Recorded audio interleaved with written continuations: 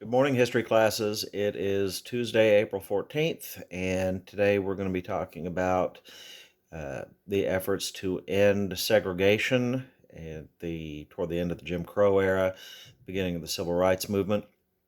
Uh, Segregation had been upheld by the Supreme Court in the late 1890s in a case called Plessy versus Ferguson, which I think we've talked about a little bit.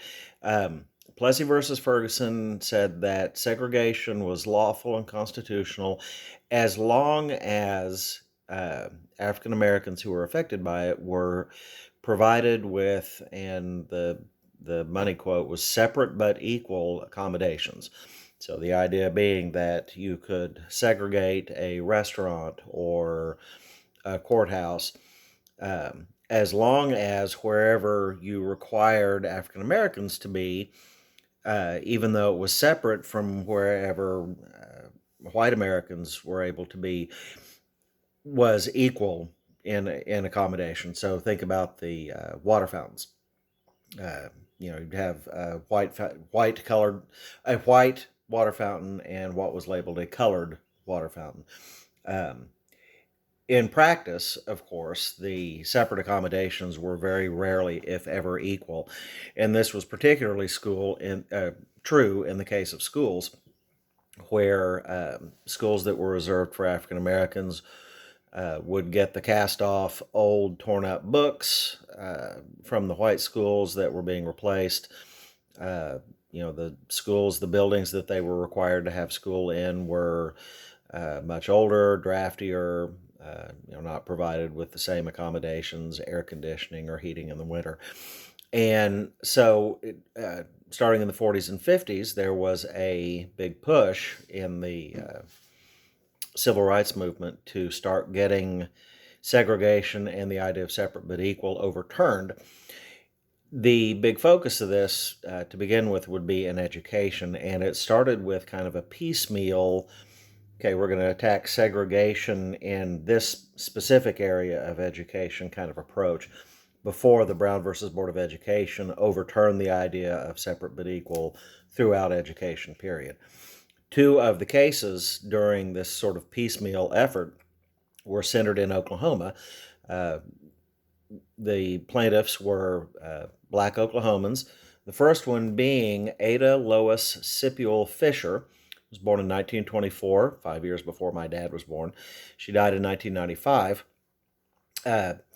She worked to change the state's segregation laws. So this is from Wikipedia concerning her and the court case.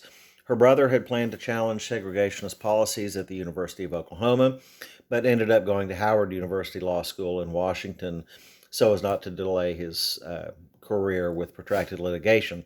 This was back in the 1940s. So his sister, Ada, decided to take charge of this and go ahead and challenge the segregation laws.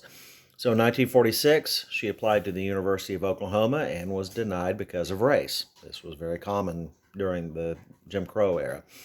2 years later, in 1948, the United States Supreme Court ruled in Sipule versus Board of Regents of University of Oklahoma that the state of Oklahoma must provide instruction for blacks equal to that of whites. Okay, so this is still upholding the idea of separate but equal. So she applied to OU. She was denied admittance to OU because she was African American. So then they go to the Supreme Court. Supreme Court says, okay, you can still deny her admittance to OU, but the state still has to provide her with separate but equal law school education.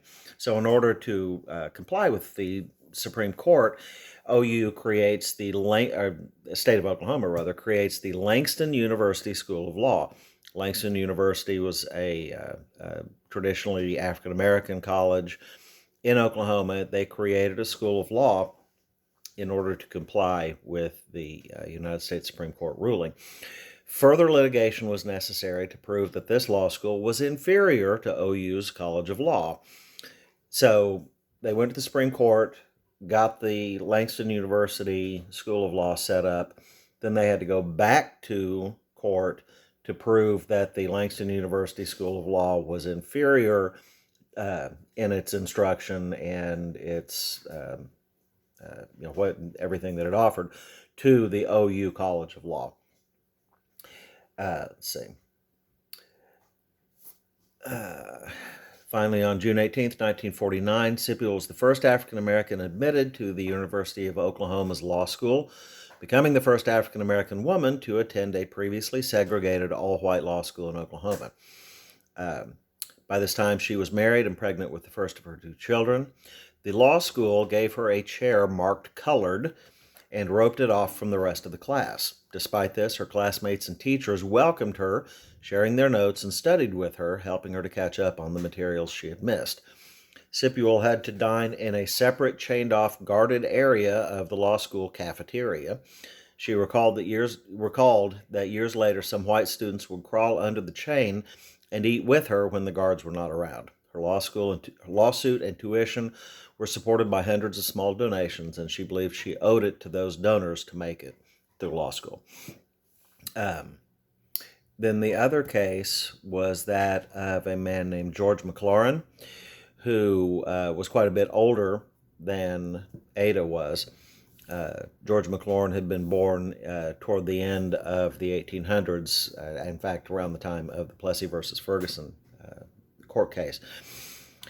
So George McLaurin already had a master's degree of education, first denied admission to the University of Oklahoma to pursue a doctorate of education degree. He successfully sued in the U.S. District Court to gain admission to the institution, basing his argument on the 14th Amendment.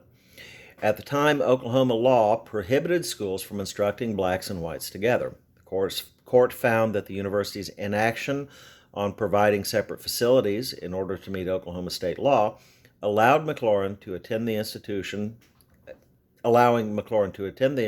was a violation of his constitutional rights. However, the court did not issue any injunctive relief as requested by the plaintiff, but rather relied on the assumption that the law having been declared, the state will comply. The idea here being the United States Supreme Court says, okay, George McLaurin is correct. He needs to be admitted to University of Oklahoma. And since we've said this, we're not going to keep up with the state of Oklahoma and make sure that they comply with this. We're just going to assume that they'll comply with it since we've laid down the law. Didn't happen that way. The university admitted McLaurin, but provided him separate facilities, including a special table in the cafeteria, a designated desk in the library, a desk just outside the classroom doorway, and sometimes even made him eat at different times than the other students.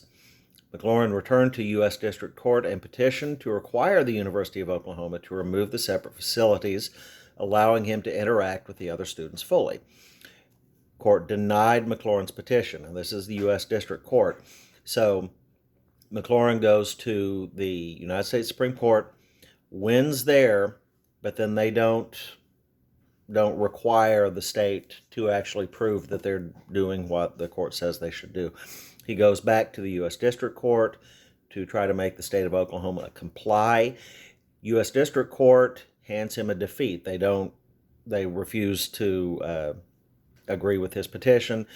District Court does not require Oklahoma to comply.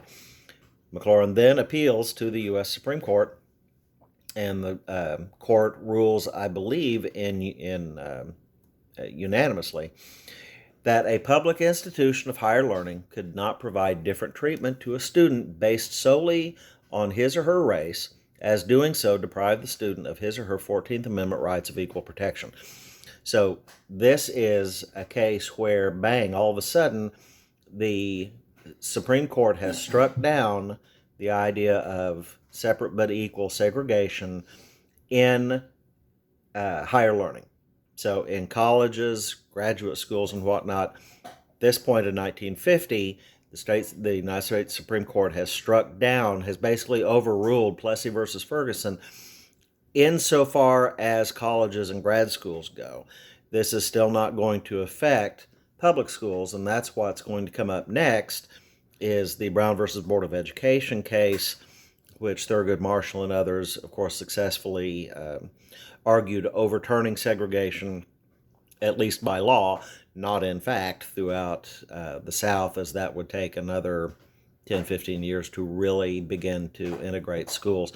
And a lot of places, one of the things I noticed when I was living in Atlanta is that Georgia has a great many private schools that were set up. Now, of course, not all private schools were set up as a result of this, but particularly in Atlanta, Georgia being a deep South state, a lot of the private schools that are in Atlanta were set up as a response to public school integration. Parents in the 60s did not want to send their white children to school with African American students, so a lot of them founded private schools where they could keep their children segregated. That's a legacy of what's called white flight, and that kind of held sway throughout the 1970s and 1980s. So anyway, that is the two court cases that were centered particularly in Oklahoma, and we will be continuing more with the civil rights movement tomorrow. See you guys.